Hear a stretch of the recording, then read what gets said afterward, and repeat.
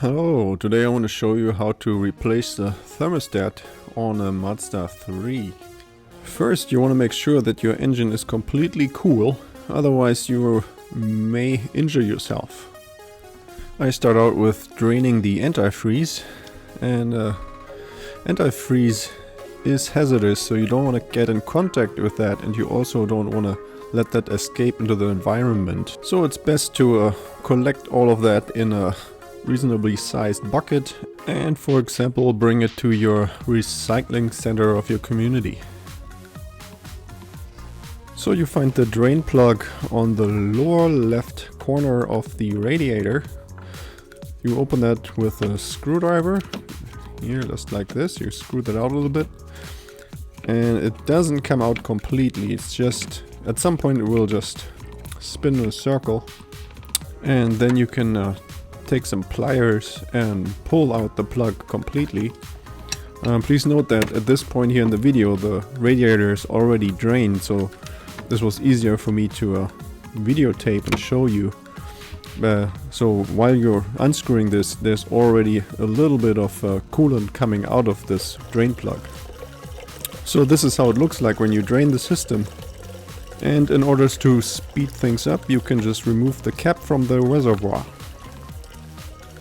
And just in case you're interested, this is what the drain plug looks like up close. Now it is time to remove the tensioner so that we get some more space to maneuver in around the thermostat. I'm going to use here this 14mm socket.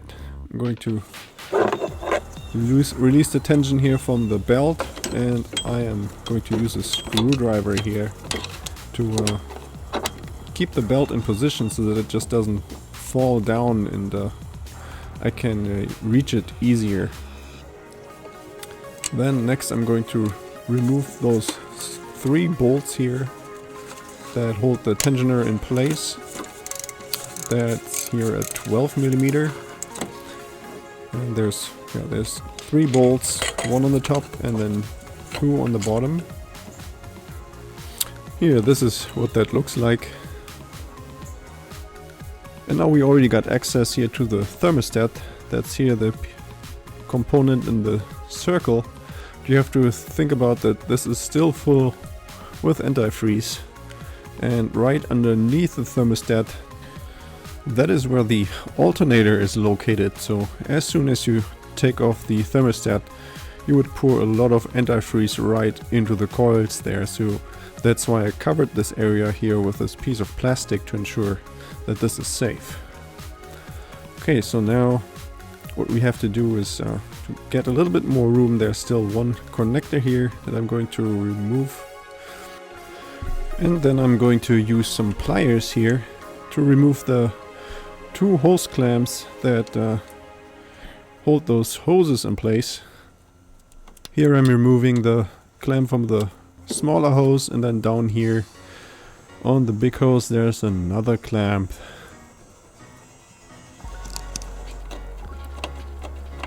Okay, after that I can already pull out the hoses here. I want to make sure that you put the bucket underneath there, because there's going to be some coolant coming out of the hose. So you want to catch that in the bucket as best as you can. And I'm going to do the same here with the second hose. That was pretty quick. You just wiggle that loose. It's a good time to also check your hoses if they are okay, or if you have to replace those in case they are cracked or brittle. Okay, now here for reference I'm showing you here the new thermostat. This has 3 screws here, 3 bolts, 1 on the bottom and then 2 on the top. Here you're going to use this 8mm socket, and the top screws you can remove here from the, as you can see here, from the top, but then the 3rd screw, it's actually best to remove that from underneath the vehicle. You can see that much better and can reach it much better from there. Okay, now it's time to remove the old thermostat. As I said, there's There's some of the antifreeze coming out of there. So it's a good thing that I covered up the alternator here. I'm just going to pull this out, and then I replace that with a new part. But before you install the new part, you really want to make sure that this area here is really clean, so that especially where the seal is, you want to make sure that there's no leftovers from the old seal and no dirt around that area.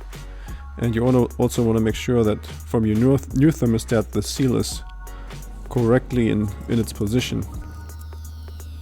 So then you just install the new thermostat here. That's really easy. Just make sure that the area is all clean, so that you won't have any leaks here later on too, because you don't want to have to undo everything once you're done in case you have a leak. Okay, you put the screws back in, and then you're going to tighten those down with 89 inch-pound. So not foot-pound, inch-pound. These are really fragile screws here, or the housing is pretty fragile. And then we're going to put the two hoses back on, and then in the end also the hose clamps. You put those back on, and then it's already time here to put the tensioner back on, the pulley tensioner. Those three screws, you have to tighten those with 18 foot-pound. And when you're putting the belt back on, just really make sure that the belt sits in the correct locations around all the individual pulleys, because you don't want to have that sit on any of the pulleys crooked. And now after I put the plug back into the radiator, it's time to fill up the antifreeze again. And here I have this concentrated antifreeze, so it's not the 50-50 mix. I still have to mix this myself with the distilled water. I do that just because it's a little bit cheaper. So here I'm going to fill in one of these cups of antifreeze, and then 1 cup full of distilled water, and I changed it up until it's almost getting full. And then at the end I'm going to fill in, or I'm going to make the mixture here in my cup, and I'm going to fill up the reservoir until the maximum point here is reached. And then it is time to put the cap back on, and then you can start the engine and let it heat up a little bit. And now you want to get all the air out of the system, so you want to run your engine for a while and even rev it up a little bit, so that you flush out all of the air bubbles out of the system. And you also want to check the level in your reservoir. In case it drops, you have to refill a little bit with the coolant. And also now it's a good time to check the thermostat for leaks, and in case there's no more leaks, then you're all done. And this is it. So thank you very much for watching. I hope this helps, and don't forget to check out my other Mazda 3 repair videos.